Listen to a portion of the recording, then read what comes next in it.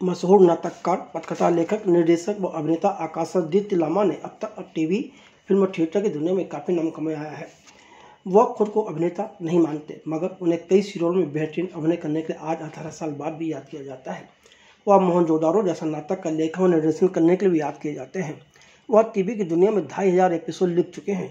Cigarette की तरह, नागालैंड की पहली फिल्म, नानी की मोरनी व तोबा तेरा जलवा जैसी फिल्मों का निर्देशन करने के बाद आकाशादित्य लामा अब बतौर लेखक, सह निर्माता व निर्देशक फिल्म बंगाल 1947 लेकर आए हैं। 29 मार्च को सिनेमाघर में पहुंचने वाली अपनी फिल्म बंगाल 1947 को आकाशादित्य लामा देश के बंटवारे की पृष्ठभूमि सबरी और मोहन की प्रेम कहानी मानते हैं। उनका मानना है कि उनकी फिल्म प्रोपोगंडा वाली फिल्म नहीं है। फिल्म संगम चैनल पर आकाशादित्य लामा ने अपने अब तक के करियर व फिल्म बंगाल 1947 को लेकर खुलकर बात की।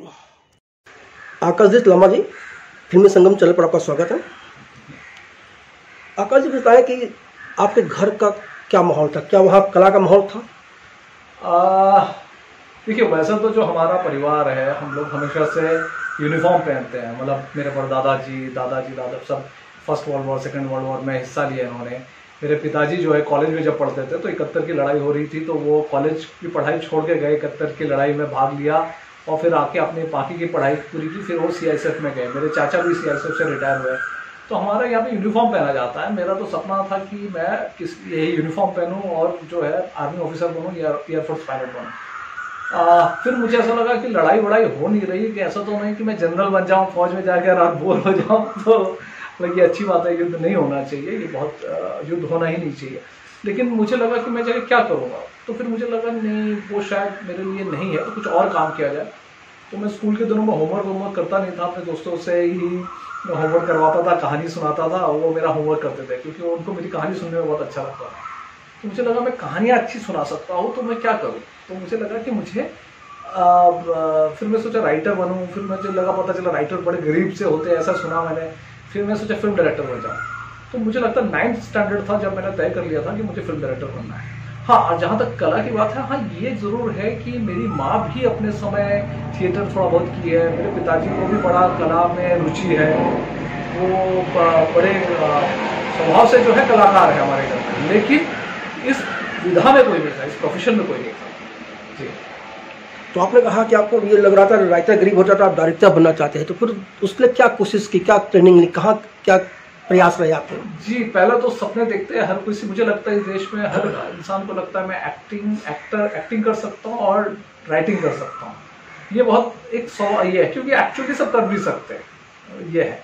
अब वो इसीलिए वहाँ कंपटीशन भी ज़्यादा होता है, प्रोफेशनल थोड़ा सा ये है।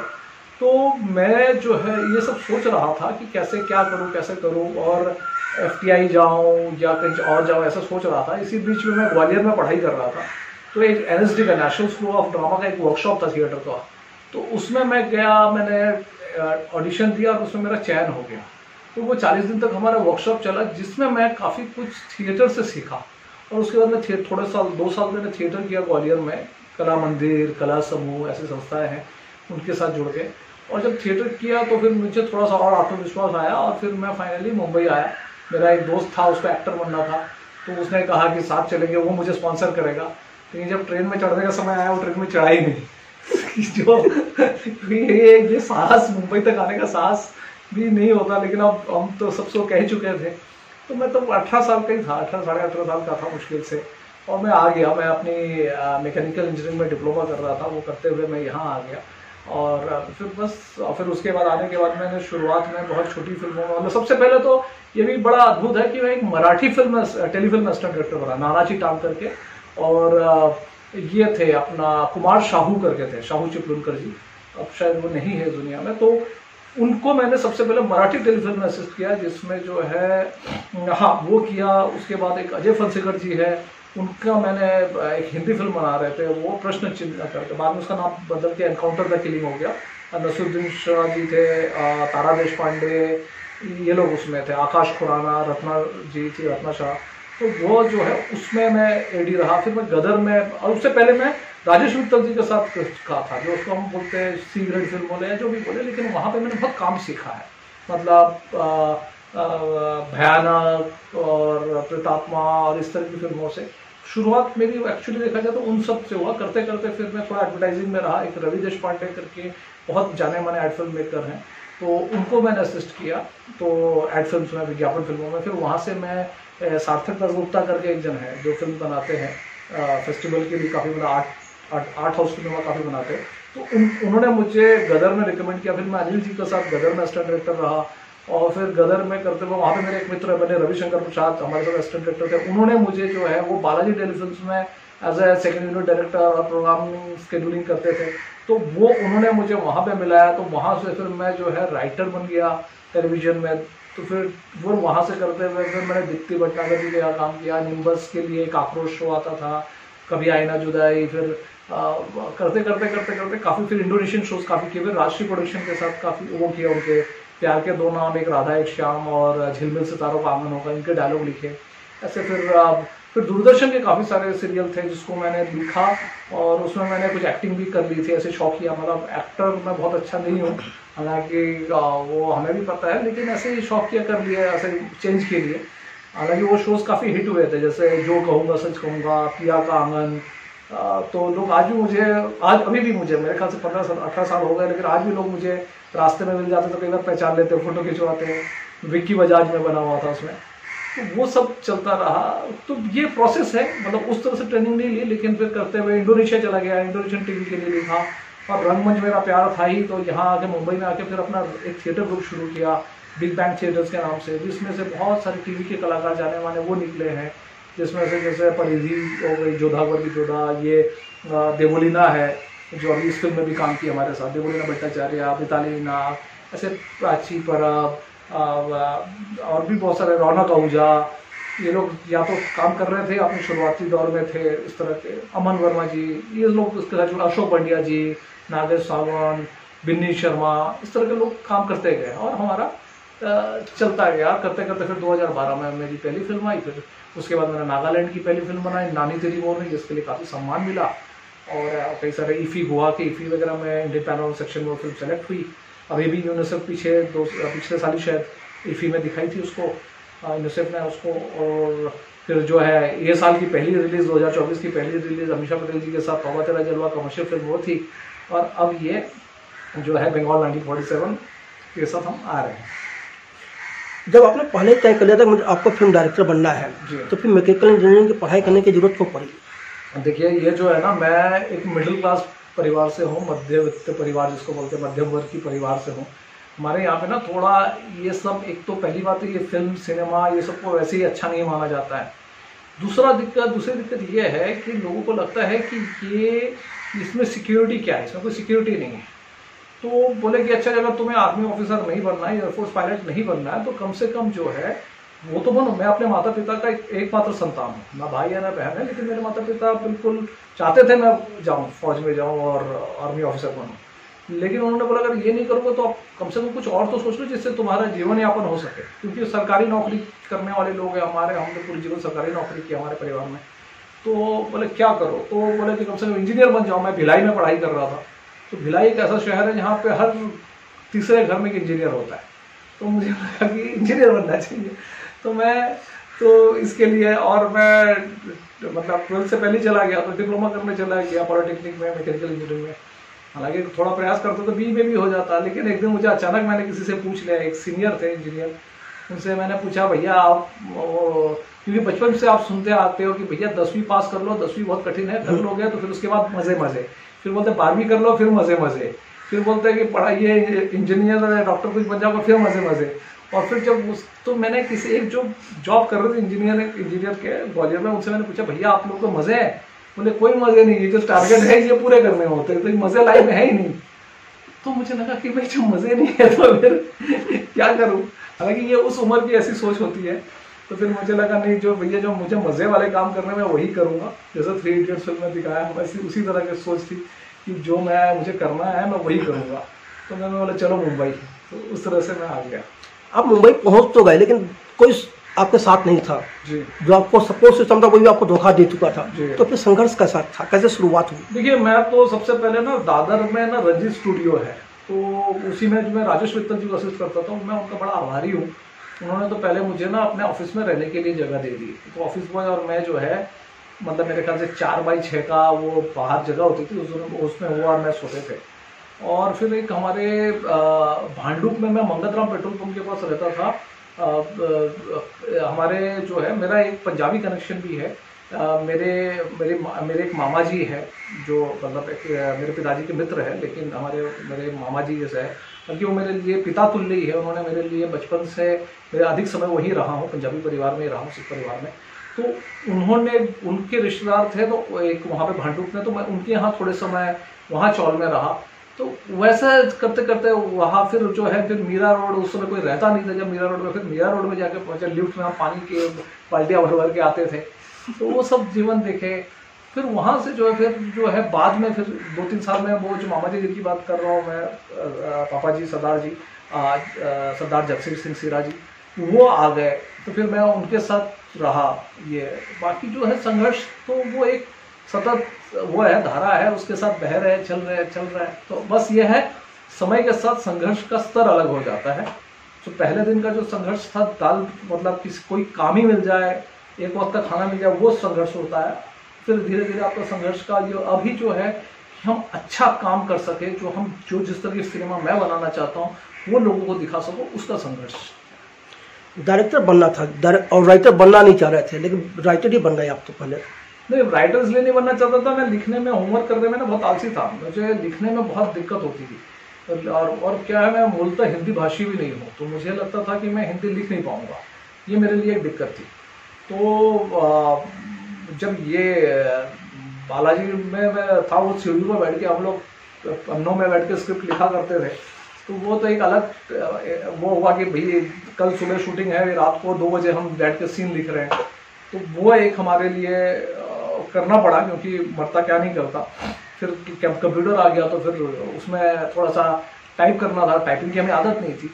तो जो आज का जनरेशन होगा वो शायद 10 उंगलियों से ही लैपटॉप या कंप्यूटर पर टाइप करते हैं, हम तो अभी भी 2-3 उंगली से ही करते हैं।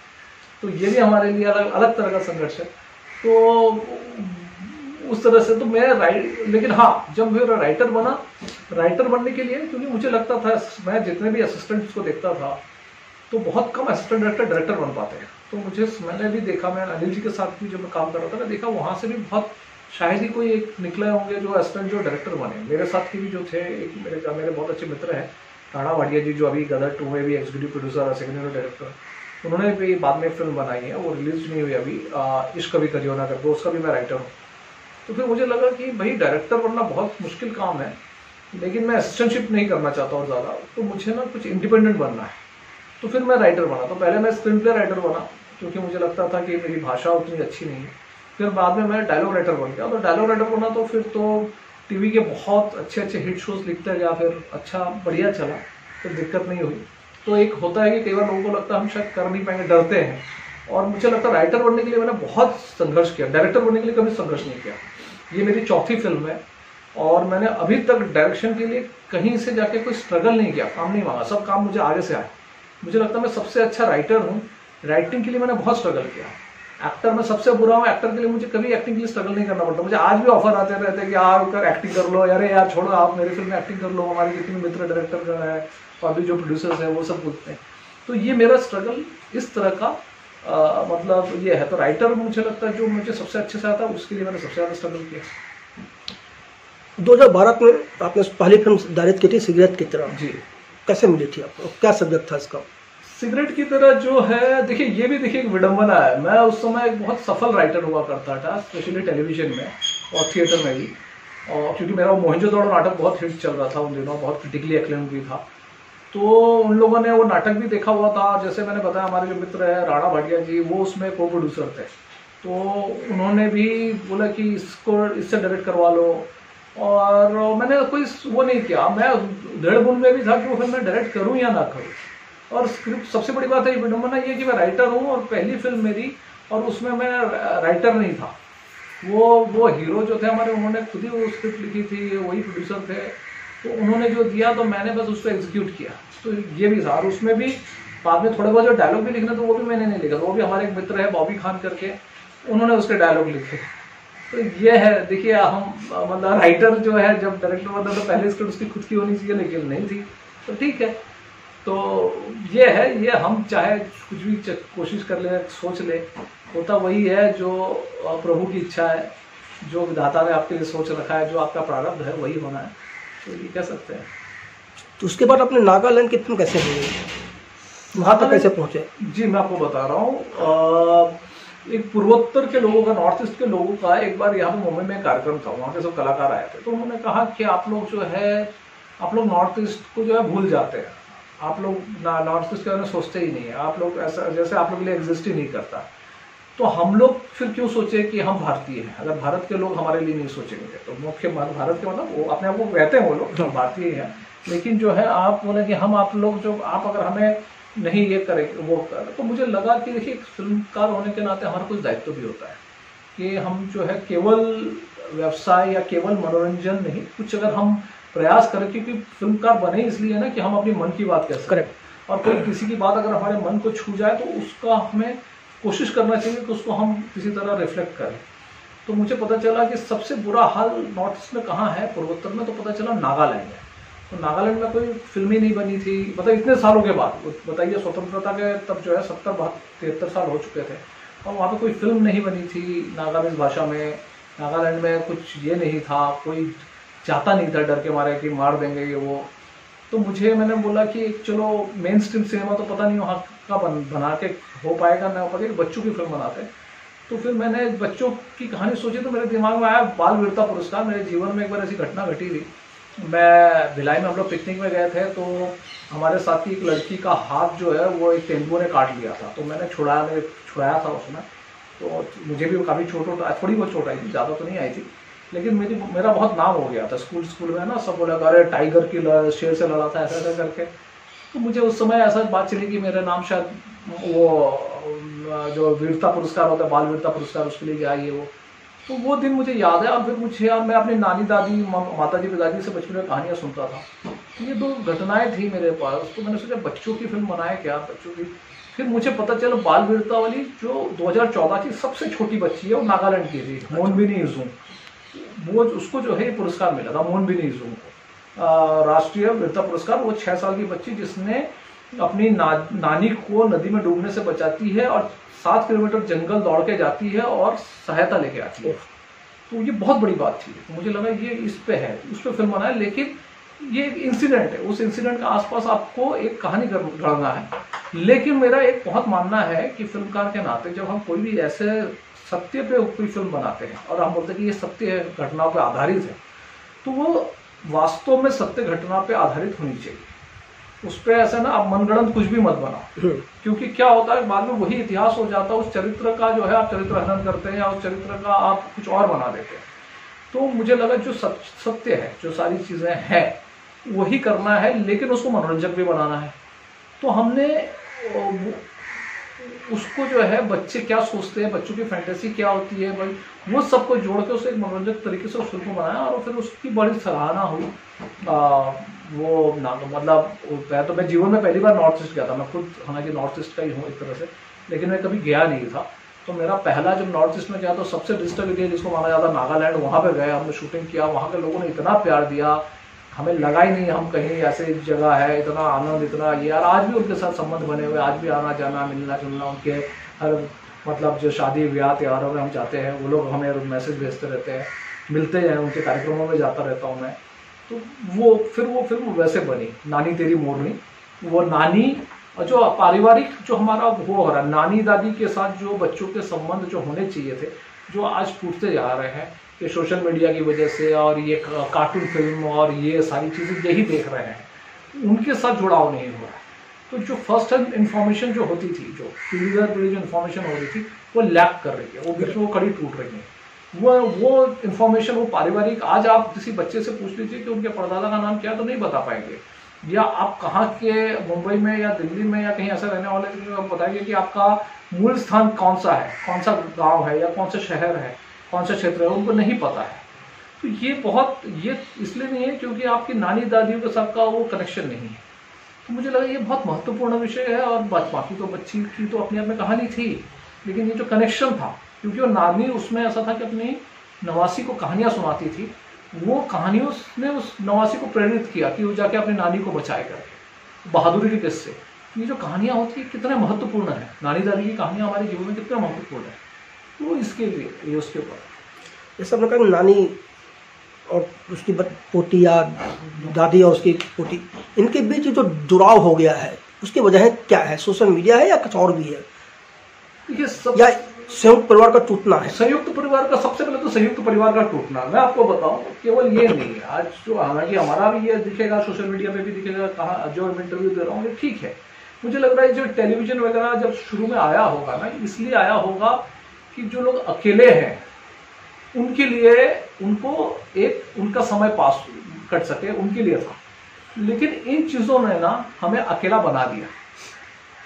ये जो लोग अकेले थे उनके लिए ये चीजें आई थी ताकि उनका समय बीत सके, लेकिन इन चीजों की लत हमें ऐसी लगी है कि हम अपनों से ही कट गए हैं, हमें अकेला बना दिया। तो ये मुझे लगता है संयुक्त परिवार का भी टूटना, और कहीं ना इस पर प्रयास होना चाहिए। जो हमारा, ठीक है आज तो सब फ्लैट पे फ्लैट बन रहा है, लेकिन उसमें लोगों को इस पर प्रयास करना चाहिए, क्योंकि साथ जगह पॉपुलेशन बढ़ गई है, जगह कम है, लेकिन ह्यूमन टू ह्यूमन कांटेक्ट, पहले मैं बहुत बड़ी बात नहीं कर रहा हूँ, मैं अभी यही की बात कर रहा हूँ। वसई में भी मेरा एक, मतलब मेरा एक जगह है, मैं रहता हूँ, मैं वहाँ पे अभी कुछ समय पहले गया, तो वहाँ पे मैं एक जहाँ पे मांस विक्रेता के पास गया, तो मैं बोला गया तो मैं देखा वो बंद है दुकान। मैं बोला भाई दुकान क्यों बंद है?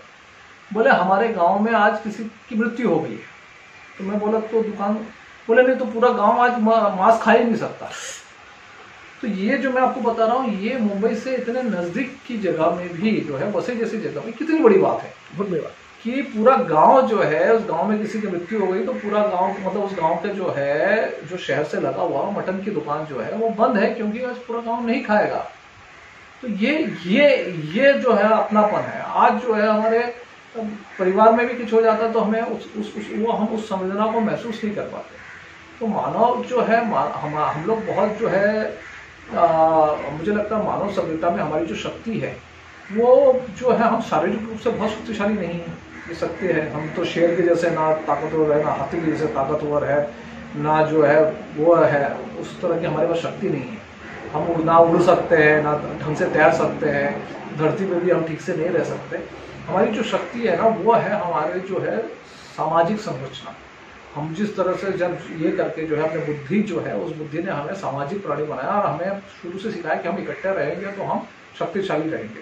हमने बाकी सबको हराया, मतलब हराया वो अच्छी बात नहीं है, हमें सामंजस्य बिठाना था, लेकिन हमने बाकी प्राणियों के ऊपर हमने अधिकार कर लिया, हमने प्रकृति पे भी ऊपर जो है स्वामित्व का हमने मालिक बन गया उसके। लेकिन ये जो हमारा जो कटना हो रहा है, जो हम लोग एक दूसरे से कटते जा रहे हैं, ये मुझे लगता है लंबे समय में जो है हमारे समाज को तोड़ देगा। आपको नहीं लगता कि हमारे भारत में सबसे बड़ी कमी ये भी है कि यहाँ चिल्ड्रंस फिल्में नहीं बनती, और या एक दो जो बनी भी हैं वो पहुंची नहीं लोगों बच्चों तक? देखिए मैं बताऊं, ये बड़ा दुखद है।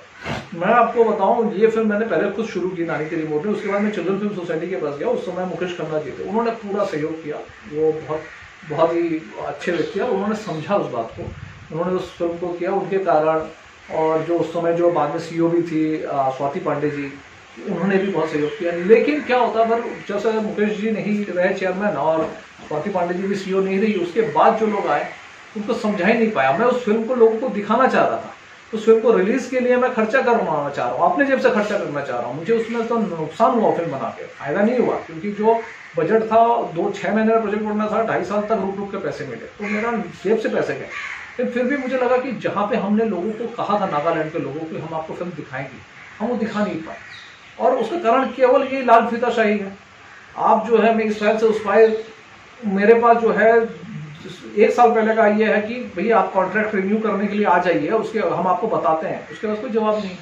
ये जो सरकारी, एक तो कुछ चीज़ें होती है ना, कला जो है 2 तरह से टिक सकता है, या तो राजश्रय हो या लोकाश्रय हो।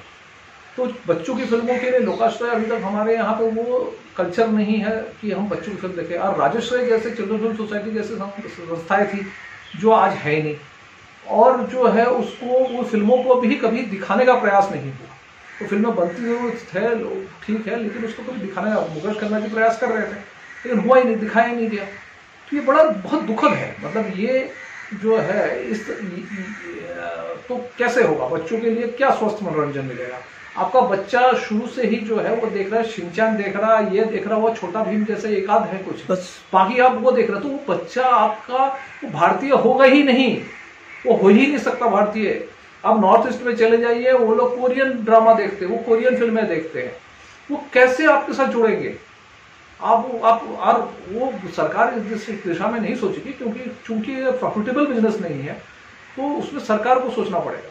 सरकार को ये सोचना है कि भारत का भविष्य को कैसे सुरक्षित रखे। बच्चे अगर आपके संस्कृति और सभ्यता और इनसे दूर चले गए तो क्या होगा? पहले हम छोटे थे फिर भी कुछ बच्चों की मैगजीन आ जाती थी, चंदा मामा, चंपक, इस तरह की कुछ चीजें आती थी, जिसमें जैसे चंदा मामा जैसे उन्होंने तो बड़ी अमर चित्रकथा, इन्होंने तो बड़ी राष्ट्र की सेवा की है। इन्होंने जो है आज जो मेरे जैसे जनरेशन भी जो है वो उसके पे उन कहानियों का प्रभाव है। मुझे चंदा मामा की कई कहानियां याद है, लेकिन आज क्या हो रहा है? आज आपके लिए वही बचा हुआ शिनचैन और ये सारी चीजें हैं, वो घातक है। तो सरकार अगर, क्योंकि इसमें सरकार को ही सोचना पड़ेगा, और वो बच्चों के लिए कुछ काम नहीं हुआ। पिछले अगर देखा जाए वो जो चिल्ड्रन सोसाइटी की कुछ फिल्में बनी, उसके अलावा बच्चों के लिए कुछ विशेष काम ही नहीं, और वो फिल्में भी सही तरह से दिखाई भी नहीं जी।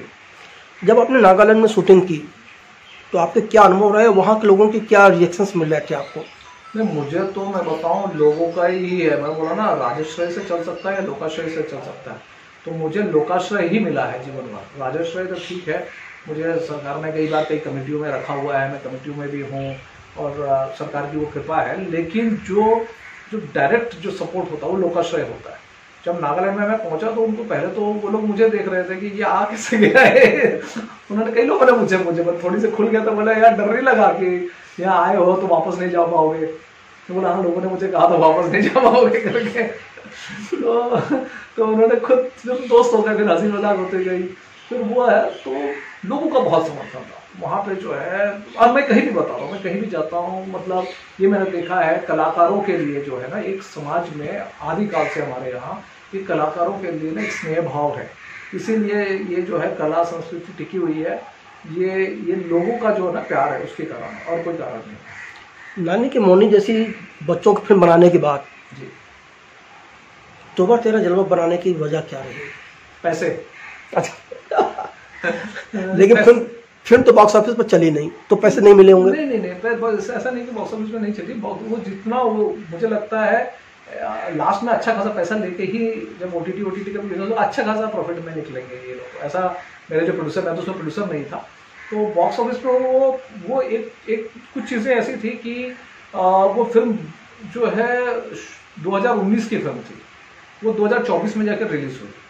तो एक तो हमारे जो निर्माता थे वो लोग समय पे उस फिल्म को रिलीज नहीं कर पाए, बन तो गई थी फिल्म, तो रिलीज करने के लिए वो अलग अलग दुविधा में रहे, वो पता नहीं उनकी जो भी सोच थी, और फिर वो सारी चीज़ें, और जैसे अमीषा जी को भी उस तरह से उन्होंने एनकैश नहीं कर पाया कि अगर वो भी इन्वॉल्व होती प्रमोशन में, वो लाते उनको शायद बताया भी नहीं गया था ठीक से कि फिल्म रिलीज हो रही है करके, मुझे भी नहीं पता था। तो ये सारी चीज़ें भी थोड़ा सा आपका होता है। और उन्होंने हफ्ते भर के लिए ही लिमिटेड स्क्रीन, जैसे मुंबई में 2 स्क्रीन में रिलीज हुई थी, लेकिन जहाँ भी रिलीज हुई थी मुझे पता है कि जेटी गैलेक्सी में जो छोटा वाला था उसमें मेरे ख्याल 60-70 लोगों की है, तो उसमें आखिरी दिन तक भी मेरे ख्याल से 25 लोग थे जो लोग जाते थे, देखते थे, मुझे बताते थे। मैं तो उस समय कुछ और शूट में था तो मैं देख नहीं पाया हॉल में जाके।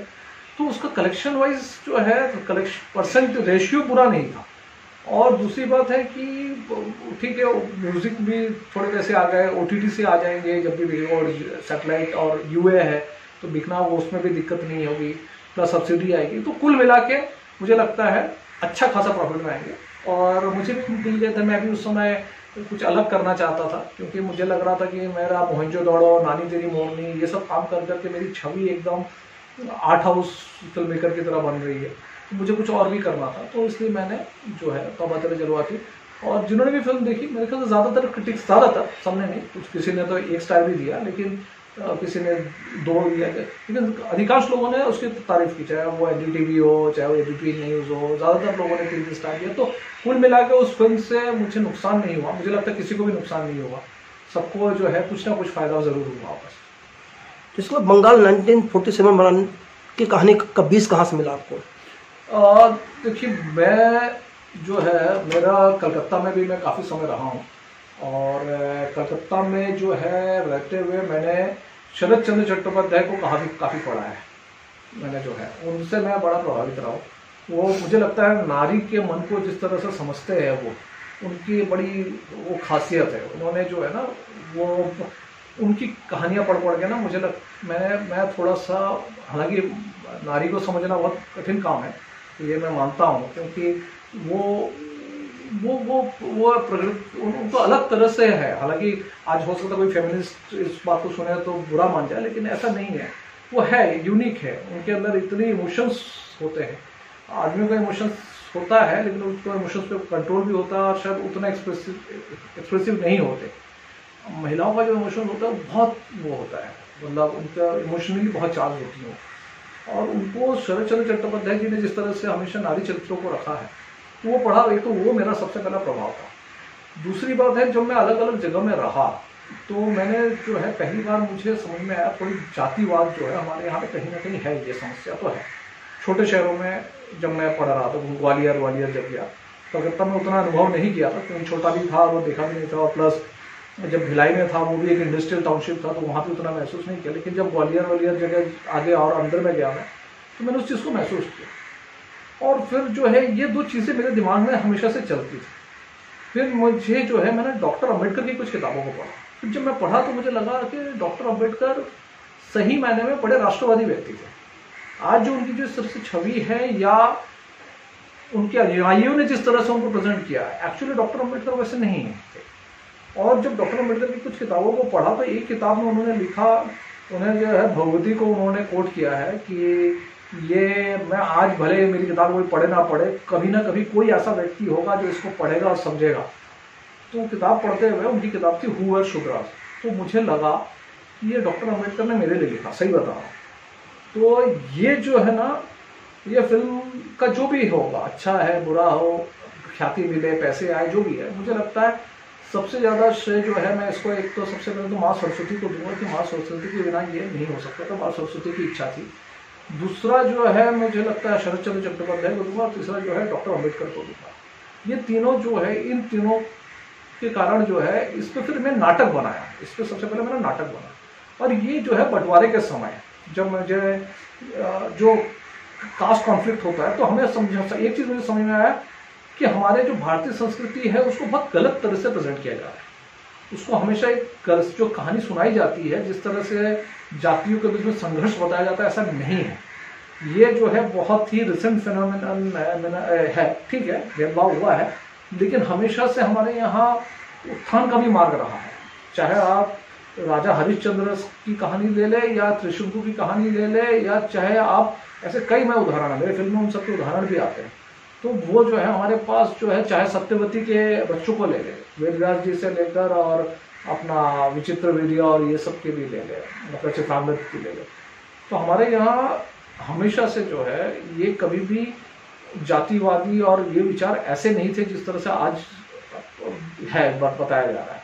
ठीक है, समय के हिसाब से कुछ लोगों ने कुछ किताबें लिख दी, कुछ हो गया, लोगों ने उस चीज़ों को पकड़ा और अपने लाभ के कारण। और डॉक्टर अम्बेडकर को भी मैं जब पढ़ रहा था तो उन्होंने भी जिस तरह से चीज़ों को रखा, मुझे बहुत ही यूनिक लगा कि उनका रिसर्च बहुत अच्छा है। तो मुझे लगा इसको जो है एक सिनेमा, मनोरंजक सिनेमा की तरह बननी चाहिए। तो एक शरद चंद्र चट्टोपाध्याय की लव स्टोरी है, रोमांस है, डॉक्टर अम्बेडकर का रिसर्च है, और वो फिर उस पर नाटक बना, और नाटक के बाद अब फिल्म बना है।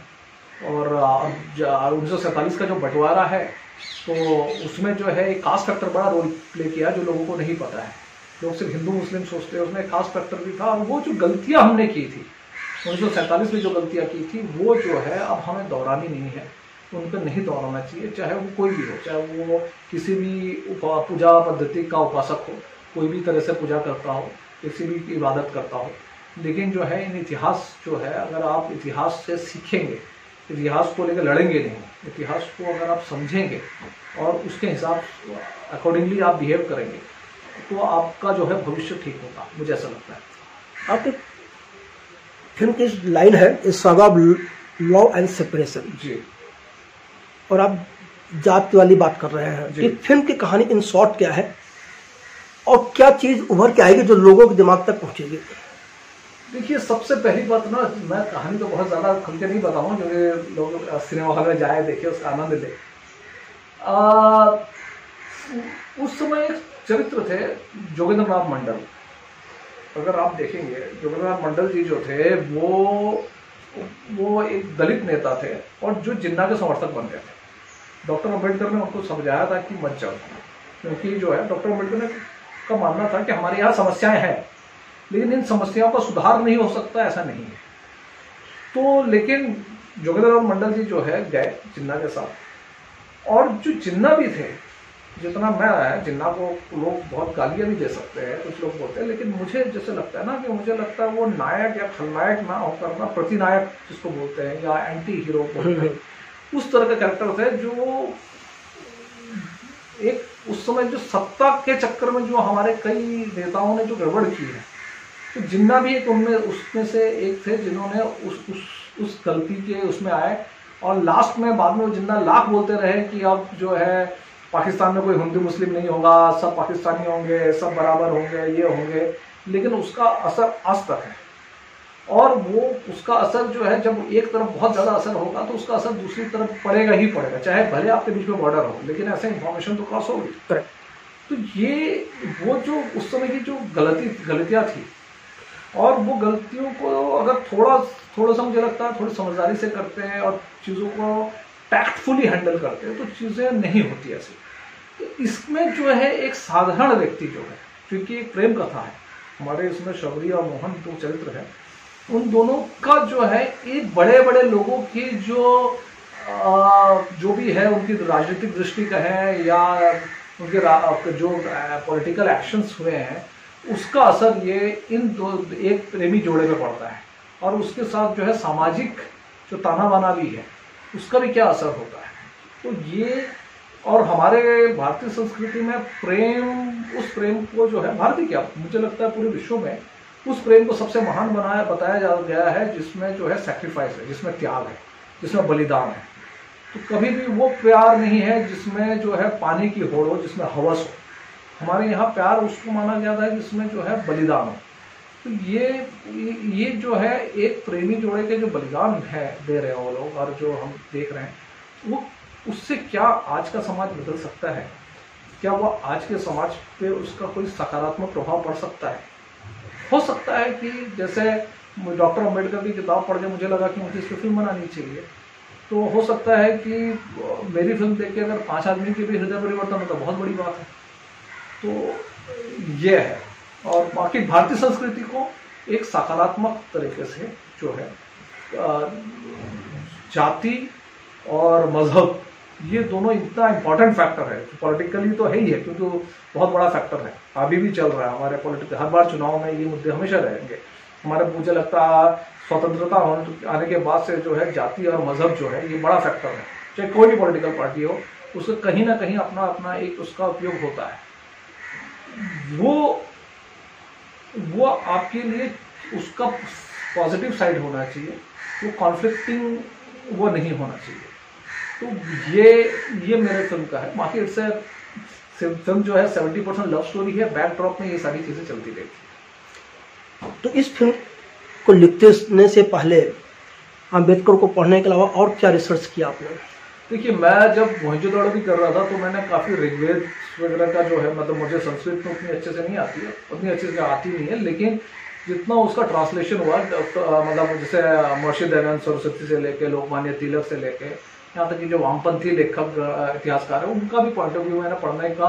तो ऋग्वैदिक काल से जो हमारे पास जो भी मतलब जो भी किताब उसके ऊपर जो भी टीका की गई है जो ऋग्वेद पे या अथर्ववेद पे, तो उनका जो है जो उन टीकाओं को मैंने काफ़ी पढ़ा है, उनका क्या इंटरप्रिटेशन है, उसको क्या देखते हैं।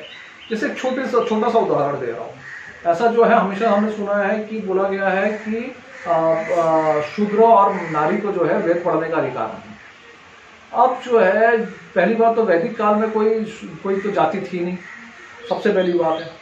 दूसरी बात जो है, आप जो है वो बोलते हैं कि वो वेद पढ़ने का अधिकार नहीं है। अरे वेद पढ़ने का अधिकार नहीं है तो अपना जो है शंकराचार्य और मंडन मिश्र के बीच में जब वो हो रहा है, अपना शास्त्रार्थ हो रहा है, तो उभया भारती जो कि उसकी अपना मंडन मिश्र की पत्नी है, वो निर्णायक है, वो जज है।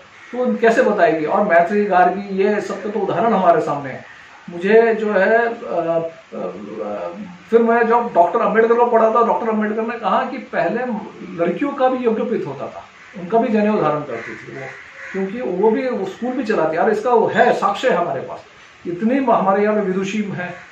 और फिर मैं जब कुछ वेद के कुछ प्रकांड पंडितों से मिला तो उनका कहना था कि अभी जब हम लोग उसको पढ़ रहे हैं और अच्छे से अध्ययन कर रहे हैं तो पता चलता 49 से अधिक ऋषिकाएं हैं जिनका योगदान है, जिनका संकलन है उसमें। तो आप जो है ये कैसे बोल रहे हैं कि भाई ये किसने ये कहानी जोड़ा दी कि शूद्र और नारी को जो है वेद पढ़ने का अधिकार नहीं है, वो पढ़े तो उनके कान में पिघला हुआ शीशा डाल दो। तो ये जो है ये बाद में ये राजनीतिक कारण हुआ है। ये जो है ये एक राजनीतिक कारण है। ये तो बेसिकली जो है जाति तो है, ये स्किल डेवलपमेंट है, लेकिन इन चीजों को पर इसका लाभ कैसे लिया गया, इसका लाभ क्या हुआ है कि इर्रेस्पेक्टिव ऑफ पॉलिटिकल पार्टीज जो है इसका एक लाभ लिया गया है समाज। और जो है हमेशा से उस समय भी वो हुआ है, 1947 में भी ये एक बहुत बड़ा फैक्टर था, खासकर जो है पूर्वी पाकिस्तान जो बना था उसमें ये फैक्टर बहुत बड़ा, जाति का लोग सिर्फ हिंदू मुस्लिम सोचते, जाति ने एक बहुत बड़ा रोल प्ले किया था उसमें। तो ये सब हमारी फिल्म में जो है दिखने वाली है। और चूंकि हमेशा मैं पॉजिटिव फिल्में बनाता हूँ, मेरी फिल्म का क्या तौबा तेरा जलवा भी देखे तो उसमें भी जो है प्रेम के ऊपर भी फिल्म, वो भी फिर प्रेम के ऊपर ही फिल्म थी, वो मॉडर्न प्रेम था। ये जो है सोशल मीडिया के ज़माने में जो प्यार करते हैं लोग, उनके लिए ये फिल्म देखना बहुत ज़रूरी है, क्योंकि सोशल मीडिया वाला प्यार और एक्चुअली जो आप अंदर हृदय से अनुभव करके प्यार करेंगे, मतलब प्यार ढूंढते नहीं है, प्यार को होने दीजिए। हम लोग क्या होता है, ये जो डेटिंग ऐप होता है इसमें प्यार को ढूंढते हैं, प्यार को ढूंढिए मत, प्यार को होने दीजिए। जब प्यार होगा वो लंबा चलेगा, वो उसको पकने दीजिए, है ना। मैं अगर अपने समय में भी देखो, जब मैं टीनेज था और मुझे कोई मतलब लड़की अच्छी भी लगती थी तो बात करने की हमारी हिम्मत नहीं होती थी। वो उसके साथ जो है किस तरह से मैं बात करूँ, उससे कैसे ये करूँ, उसकी झलक देख के ही पूरा दिन हमारा कट जाता था, उसके बारे में सोच के पूरा समय कट जाता था। वो आज नहीं है ना। आप जो है डेटिंग ऐप पे जाके देखेंगे right right right right left, right right right left, right right right left, तो आपके पास जब एक साथ 40 ऑप्शन है तो फिर वो प्यार नहीं होगा। तो ये फिल्म आप देखेंगे तो आपको जो है ना यंगस्टर्स जो है ना वो प्यार कैसा होना चाहिए उसका भी अनुभव होगा। वैसे भी अब प्यार जो है काफी देर पे शुरू होता है, काफी देर पे खत्म हो जाता है। हाँ वही वो प्यार नहीं हो सकता ना, वो प्यार नहीं है, वो तो क्षणिक हवस है। मैं बताऊँ वो एक क्षणिक जो है एक आकर्षण है, हवस है, वासना है, जो भी आप कहिए अट्रैक्शन है, वो नहीं है। प्यार को पकड़ने में बहुत समय लगता है। मतलब जो है आपको मैं अपने जीवन का अनुभव बताऊं तो मेरे जीवन में एक बार ऐसा प्रेम आया कि मैं 5 साल तक उसके पीछे घूमता रहा, 5 साल बाद उसने हाँ बोला। तो ये है मतलब जो है, तो 5 साल का धैर्य है कि आपके पास, तो वो ये बहुत महत्वपूर्ण है। तो वो प्रेम ऐसा होगा ना कि आपका अगर आप अलग भी हो जाएंगे तो भी वो आपके अंदर वो भावना रहेगी, वो प्रेम की भावना रहेगी, क्योंकि आपने उसके लिए कंट्रीब्यूट किया है, आपने उस प्रेम को पाने के लिए संघर्ष किया, आपने उस प्रेम को पाने के लिए योगदान दिया है। फिर जीवन में वो व्यक्ति नहीं रहे तो भी वो प्रेम का आभास रहेगा आपको। उस प्रेम को महसूस करने के लिए ये फिल्म देखेंगे ना तो आप प्यार को महसूस करेंगे, प्यार को देखेंगे नहीं, महसूस करेंगे। महसूस करना जरूरी है। आपकी फिल्म जब आ रही है तब चुनाव का माहौल हो गया है जी, तो इस फिल्म का चुनाव पर क्या असर हो सकता है? क्या ये प्रोपेगेंडा फिल्म बनकर रह जाएगी? नहीं, देखने के बाद कोई नहीं बोलेगा प्रोपेगेंडा फिल्म है। देखने के बाद जो है कोई नहीं बोलेगा। जब मैं नागालैंड में भी फिल्म बनाने गया था, कई बार लोगों को लगा था, वहाँ के लोगों को भी लगा था शायद ये सरकारी प्रोपेगेंडा है, तो ऐसा नहीं है, ये चुनावी प्रोपेगेंडा। और अगर आप देखेंगे तो हम उस फिल्म को अभी तक उतना हमारी फिल्म उतनी न्यूज़ में भी नहीं है, ये है। क्योंकि अगर हमें उस तरह से न्यूज़ में आना भी नहीं है कि हम कुछ ऐसा ट्रेलर काट दें और ऐसा वो कर दें कि हम न्यूज़ में है। हमारी फिल्म में ऐसी कई बातें हैं, डायलॉग्स है, कई सीन्स है जो देखने के बाद एकदम लोगों को अरे इतनी बड़ी बात बोल रहा है, लेकिन चूंकि उसका हमारा इमीडिएट हम काउंटर इतना साका बड़ी लाइन लकीरें खींच रहे हैं, तो कोई उसमें जो है मतलब मैंने ये फिल्म जो है अपने जितने भी कई मुस्लिम बुद्धिजीवियों को भी दिखाया, कई जो डॉक्टर अम्बेडकर के अनुयायी हैं उनको दिखाया, और सबने फिल्म देखने के बाद कहा कि हमारी फिल्म है। जैसे मैं बताऊँ, जैसे मोहनजोदड़ो नाटक था जो मेरा, तो उसमें जो भी आप बोले, चाहे वो वामपंथी विचारों के लोग हो या दक्षिणपंथी विचारों के लोग हो या भारतीय जो भी संस्कृति को मानने वाले लोग हो, हर जगह, चाहे वो नांदिका फेस्टिवल हो चाहे वो कालिदास समारोह हो, दोनों जगह लोगों का इक्वली एक ही कहना था कि ये तो हमारी बात कह रहा है। तो अगर आप बड़ी लकीर खींचेंगे ना तो कोई आपका कहीं कॉन्फ्लिक्ट नहीं होगा। तो ये हमारे लिए शायद व्यावसायिक रूप से नुकसान हो कि हम कोई बवाल नहीं करवा रहे या हम चाहते भी नहीं है, लेकिन जो है मुझे लगता है हमारा जो फिल्म जब देखेंगे तो कोई प्रोपेगेंडा नहीं बोलेगा, लोग इससे प्यार करेंगे, ये मुझे पता है। ये जी, फिल्म में जो कलाकार हैं वो कौन कौन से हैं, उन्होंने किसने क्या किरदार निभाया, इन कलाकारों का चयन भी कैसे किया गया? जी देखिए, सबसे पहले बात, जो मोहन जो है वो अंकुर अरमम कर रहे हैं। तो ये जब नाटक था, कोविड के समय हमने ये नाटक किया था। जैसे अभी लोग रहे ना चुनाव की वजह से फिल्म बनाई नहीं, ये नाटक है, कोविड के समय का मेरा नाटक है, जाके देख सकते हैं यूट्यूब पे आप, उसकी कुछ झलकियाँ दिख जाएंगी। तो उस समय कोई नहीं था कलाकार, तो मजबूरी में मैंने किया था। लेकिन जब मुझे फिल्म बनानी हुई तो मुझे लगा कि नहीं, कोई उसके लिए एक मुझे अच्छा कलाकार और एक युवा कलाकार चाहिए। तो अंकुर अरमम है जो FTI से पास आउट है, ये उनकी पहली फिल्म है, तो उनको लिया। लड़की के लिए हमने कई लड़कियों को लिया, कुछ को चयन भी किया, उसके साथ शूटिंग भी शुरू की, लेकिन ऐसा हुआ कि वो कुछ ऐसा मतलब कुछ डिफरेंसेस थे, तो उनके साथ फिल्म नहीं हो पाई। और हमने छत्तीसगढ़ में शूटिंग करते हुए राजनांदगांव की एक छोटे से कस्बे की लड़की को कास्ट किया, सुरभि कृष्ण श्रीवास्तव, जो छोटे से राजनांदगांव के छोटे से कस्बे में थिएटर करती थी, उसको कास्ट किया। उसने वो फिल्म की, आज उसका FTI में चयन हो गया है, जो पूरे देश भर से FTI में जहाँ से 10 लोगों का सिर्फ चयन होता साल में, उन 10 में वो उसका पोजीशन 3rd है, तो वो है। उसके अलावा जो है विक्रम टिडियार है, जो कि थिएटर से है, रंगमंच से है, ये Mumbai academy of theatre arts से है, उसके स्टूडेंट है। पूजा कांकट है, वो भी वहीं की, वो तो मेरे थिएटर ग्रुप की भी है। विवेक उपाध्याय है, वो भी मेरे थिएटर ग्रुप के है। फिर फलक राही है, वो विस्लिंग वुड्स की है। आदित्य लाखिया है, जो लगान में कचरा बने थे। सोहेला कपूर जी है, जो शेखर कपूर जी की बहन है, और बहुत सारे वेब सीरीज वगैरह में आपने देखा उनको। उसके बाद जो है बचपन का प्यार मेरा भूल नहीं जाना, जो बच्चे ने गाया है, सहदेव, वो है इसमें। ओंकार दास मानिकपुरी, जिनको नत्था 50 लाइफ में आपने देखा है, अभी जवान में देखा, वो है। देवलीना भट्टाचार्य फिर जो है वो मेरी थिएटर ग्रुप में ही उनकी शुरुआत हुई थी कह सकते हैं, और वो है। तो ऐसे तमाम, मतलब आप डॉक्टर अनिल रस्तोगी जी है। तो मतलब जो है हम स्टार्स के पीछे नहीं भागे इस फिल्म में, क्योंकि स्टार्स के साथ ये फिल्म बन नहीं सकती थी। दिक्कत ये थी जैसा हम चाहते थे वैसा नहीं बनती, फिर ये फिल्म कुछ और बन जाती। तो इसलिए हमने जो है एक्टर, इसमें एक भी एक्टर ऐसा नहीं है जो कमजोर कह सकता है। प्रमोद पवार जी है, मराठी थिएटर के बहुत बड़े कलाकार है, बहुत अच्छे लेखक, निर्देशक, अभिनेता है, वो है प्रमोद पवार जी। तो इसमें हर व्यक्ति अपने आप में बहुत, अतुल गंगवार जी है। तो ऐसे हर व्यक्ति अपने आप में, ये डॉक्टर योगेंद्र चौबे है जो NSD पास आउट है और खैरागढ़ यूनिवर्सिटी में जो है वो ड्रामा डिपार्टमेंट के HOD है। तो मतलब हर कलाकार जो है वो कहीं ना कहीं रंगमंच या उसका जो है प्रॉपर एक प्रतिष्ठित कहीं ना कहीं जो है अभिनय का जिसने ट्रेनिंग ली है, ऐसे लोग हैं। तो उस तरह से बाकी म्यूजिक डायरेक्टर इसके अभिषेक रे हैं, जिन्होंने शागिर्द, पान सिंह तोमर, हासिल, साहिब बेबी गैंगस्टर, इन फिल्मों के जिन्होंने संगीत दिया है। और गाना हमारे प्रतिभा सिंह बघेल, तो बहुत अच्छे सिंगर, उन्होंने गाना गाया है। दूसरा गाना जो है हमने वो इनका है, अपना क्या कहते हैं, उसका म्यूजिक जो है वो क्लासिकल सॉन्ग है, उसको हमने रीअरेंज किया है। पानिग्रही है, प्रियव्रत पानिग्रही, उन्होंने उसको किया है। और वो उसको लिखा, उस गाने को गाया है पल्लवी शाह पुनियानी ने गाया है। और ये जो है जो हमारा मेन सॉन्ग है, मिलन होगा कब जाने, ये भी लालन शाह फकीर करके जो थे बंगाल के एक बहुत बड़े संत जैसे व्यक्ति थे, और बाउल वगैरह जैसे वो उसका धुन पे बना हुआ, तो उसको हमने वापस रिक्रिएट किया है।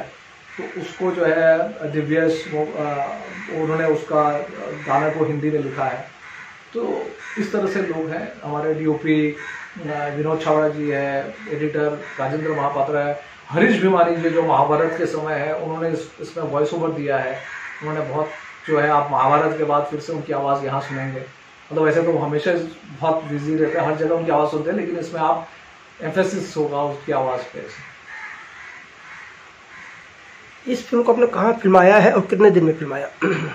इस फिल्म को हमने फिल्माया है छत्तीसगढ़ में फिल्माया है। और उस समय जो छत्तीसगढ़ की सरकार थी उनका बहुत सहयोग था। भूपेश बघेल जी, विशेष रूप से मैं उनका आभारी हूँ। गौरव द्विवेदी जी जो उस समय फिर उनके सलाहकार थे, फिल्म के सलाहकार थे, इनका बहुत दोनों का उनका बड़ा सहयोग रहा है। और छत्तीसगढ़ में ये है 1 महीने के अंदर हमने उस फिल्म को पूरी कंप्लीट कर ली थी वहाँ पे। तो बस फिल्म देख के जब दर्शक बाहर निकलेगा तो अपने साथ क्या ले जाएगा? प्यार। चलिए, आपने सीरियल लिखे, औरतों की लड़ाई झगड़े करवाए जी, फिल्में बना रहे हैं, उसमें प्यार की बात कर रहे हैं, तो बीच में मोहनजोदड़ो नाटक की बात क्यों हुई थी? देखिए, मेरे लिए जो मैं बता रहा हूँ, जैसे कॉन्फ्लिक्ट है ये हमारे लिए बहुत महत्वपूर्ण है ना। जैसे मैं आपको बार बार बताता हूँ कि जो कॉन्फ्लिक्ट है ये हमारे लिए ये मोहनजोदड़ो जो है, मैं उन विषयों पे काम करना चाहता हूँ जिस पर लोगों ने कम से कम काम किया है। तो मोहनजोदड़ो वो विषय था जिस पर किसी ने उस तरह से तब ये नहीं था। मुझे वो नाटक करने के बाद मुझे एक पता चला, रामघेर राघव का शायद एक मुर्दों का टीला करके उस पर उन्होंने लिखी है, वो मैंने पढ़ा नहीं है अभी। मुझे हाल ही में मैं पृथ्वी थिएटर से लेके आया हूँ किताब, वो पढ़ूंगा मैं। लेकिन जो है ऐसा कुछ नहीं था, उसके ऊपर कोई उपन्यास या लेखन उस सामग्री नहीं थी उस तरह से। तो मुझे लगा कि एक तो वो है, हम मोहनजोदड़ो भी एक प्रेम कथा है, तो हमने उस समय भी जो है वो कॉन्फ्लिक्ट और सारी चीज़ें ताना बाना को बुना है, लेकिन वो एक प्रेम कहानी के इर्द गिर्द भी बुना है। तो वो है, और क्योंकि मुझे लगता है सारे समस्याओं का समाधान जो है वो प्रेम है। अगर जो है हमारे ग्रह नक्षत्र भी एक दूसरे से प्रेम ना करे और एक दूसरे की तरफ आकर्षित ना हो तो पूरा ब्रह्मांड खत समाप्त हो जाएगा। तो इसी तरह जो है हर व्यक्ति का, हर मनुष्य का, हर वस्तु में एक आकर्षण होता है जो उसको बांध के रखता है। तो प्रेम महत्वपूर्ण है, और कॉन्फ्लिक्ट है तभी आपको जो है उसका प्रेम का महत्व और बढ़ जाता है। जहाँ पे संघर्ष है वहाँ पे प्रेम बहुत महत्वपूर्ण हो जाता है। जिस तरह मोहनजोदड़ो में मुझे बहुत ख्याति मिला, बहुत प्यार मिला, जिन्होंने भी देखा। मुझे मालूम है ये बंगाल, क्योंकि ये नाटक हमने जो है शांति निकेतन के पास इसका शोज किया हमने, और हमें स्टैंडिंग ओवेशन मिला। तो मुझे उसी समय हमें समझ में आ गया था कि इस पर जो है मैंने रोक दिए, शोज आगे नहीं किए, क्योंकि कुछ मेरे पुराने घटनाएं ऐसी हुई थी कि नाटक उठा लिए तो मैं कुछ कर भी नहीं पाया ज़्यादा। तो मैंने बोला इस बार नहीं करूँगा, इस बार मैं जो है पहले फिल्म बना लेता हूँ और फिर वापस इसके नाटक के शोज करूँगा। तो फिर मैंने इस पर फिल्म बना ली।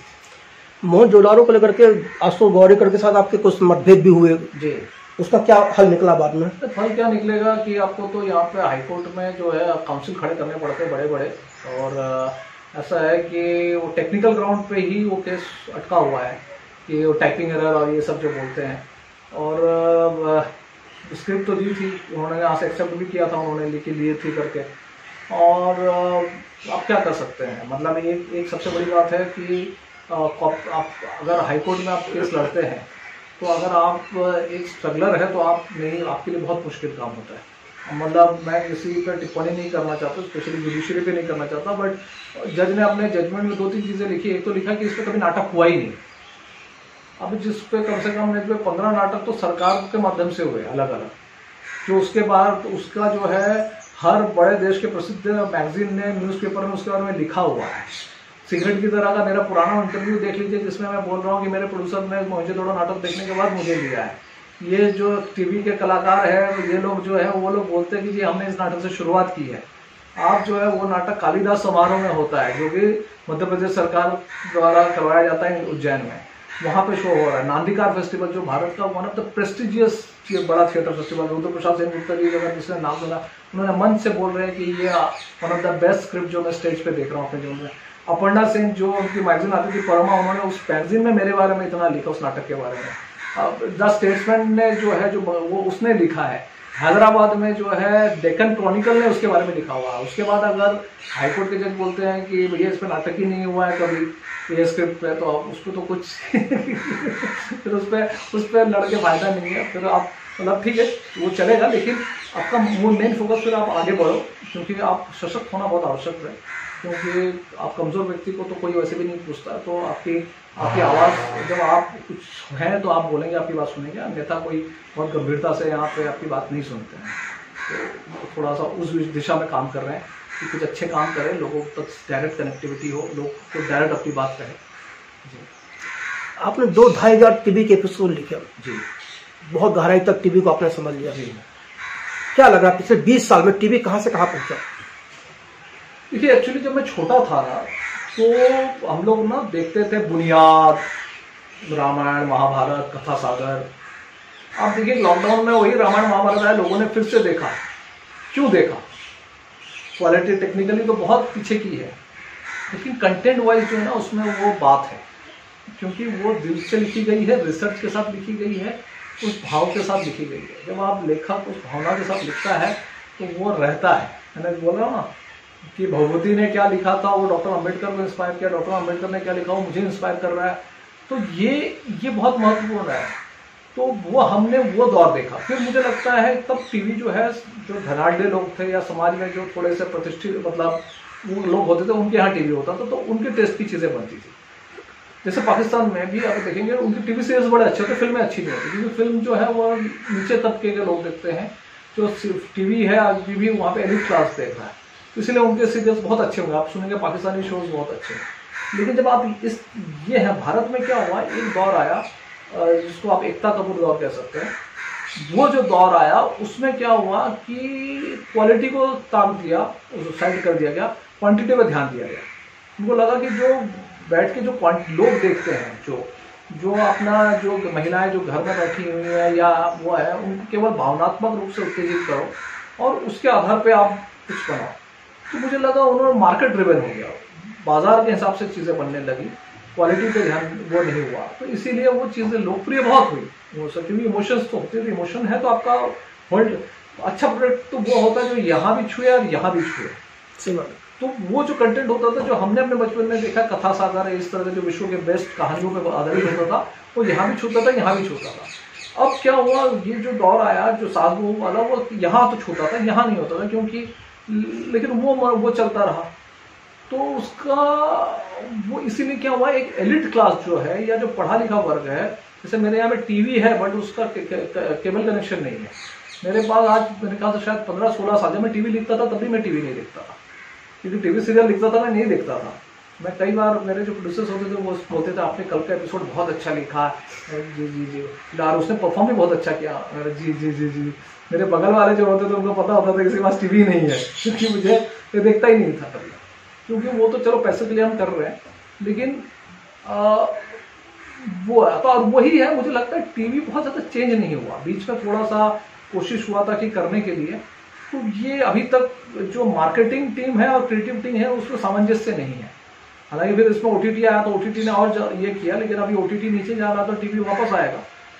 OTT टीवी बेसिकली एक ही OTT टीवी का एक तरह का एक्सटेंशन है, लेकिन वो मार्केटिंग और क्रिएटिव टीम का अभी तक सामंजस्य नहीं है। अभी तक वो समझ नहीं पा रहे कि किस तरह से उसको क्या दिखाया जाए और क्या करे, तो वो हर करे तो कैसे करे, तो होगा लगे। आप थिएटर से भी जुड़े रहे, आपका अपना थिएटर ग्रुप रहा है जी, और शुरुआत में मराठी फिल्म के साथ भी जुड़े रहे, तो आपने देखा होगा कि मराठी रंगमंच हो, गुजराती रंगमंच हो, इनकी जो स्थिति है जी, उसके मुकाबले हिंदी रंगमंच की बहुत दुर्दशा है। ऐसा क्यों है? देखिए उसका कारण है कि विशेषकर जो मुंबई है, देखिए एक तो क्या हुआ आपको बताऊं कि जो भारत का जो हिंदी भाषी क्षेत्र रहा है वो हमेशा जो है आक्रमण उस पर बहुत हुए। वो जो है उसके कारण जो है, जैसे आपको दक्षिण में आपको दिखेगा कि कला संस्कृति बहुत अच्छे से प्रिजर्व है। आप जिन क्षेत्रों में थोड़ा सा उद्दंडता कम रही होगी या जहाँ पे जो है मतलब मारकाट कम रहा होगा, वहाँ में थोड़ी ठहराव वाली चीज़ें डेवलप हुई हैं। महाराष्ट्र में भी क्या हुआ कि इन चीज़ों पे एक तो राजश्री भी रहा होगा, लोकाश्रय भी रहा है। हिंदी में क्या हुआ कि एक तो वहाँ आक्रमण के कारण मुझे लगता है लोगों के अंदर एक ये भाव पैदा हो गया कि ये अच्छी बात नहीं है, ये अच्छी चीज़ें नहीं है, तो इसके प्रति एक तो तिरस्कार का भाव रहा। दूसरी बात क्या हुआ कि हिंदी नाटकों में ना लेखन का काम बहुत कम हुआ है। इधर उधर से थोड़ा वो ट्रांसलेट कर लिया, लेकिन लेखन नहीं हुआ। ये लेखन जो है ना, एक ओरिजिनल राइटिंग जो है ये बहुत ज़रूरी है। तो हिंदी में उस तरह से नाटक लिखे नहीं जा रहे। मराठी में जो है हजार शोज होते हैं, नया नाटक लिखा जाता है, उस पर एक्टर उस तरह से परफॉर्म करता है और फिर चीज़ें होती है। यहाँ पे नहीं हो रहा है, तो एक तो ये कारण है।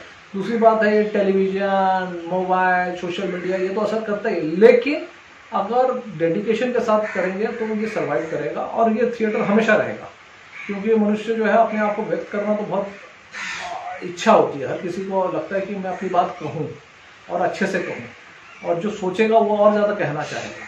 तो ये तो रहेगा ही, भले दो ही लोग रहे, एक व्यक्ति परफॉर्म करेगा एक देखेगा, लेकिन थिएटर रहेगा। वो है कि उसकी व्यावसायिकता जो है, उसमें जो है आर्थिक लाभ हो, उस पर जो है कितना हो सकता है वो बहुत समस्या है। उसका निदान कैसे होता है और समाज कितना आगे आता है उसको करना। मेरा थिएटर ग्रुप आज भी है, हम आज भी करते हैं। मैं तो फिल्मों में, टेलीविजन में जो कमाता हूँ उससे थिएटर करता हूँ मोस्टली। मतलब जो है बहुत ज़्यादा सरकारी अनुदान के भरोसे नहीं रहता हूँ। ठीक है, आ जाए तो आ जाए, ठीक है, नहीं तो क्योंकि उसके भरोसे आप कर भी नहीं सकते। तो ये सारी चीज़ें। आकाशजीत लम्हा फिल्म संगम चैनल से बात करने के लिए आपका बहुत बहुत धन्यवाद। धन्यवाद, नमस्कार।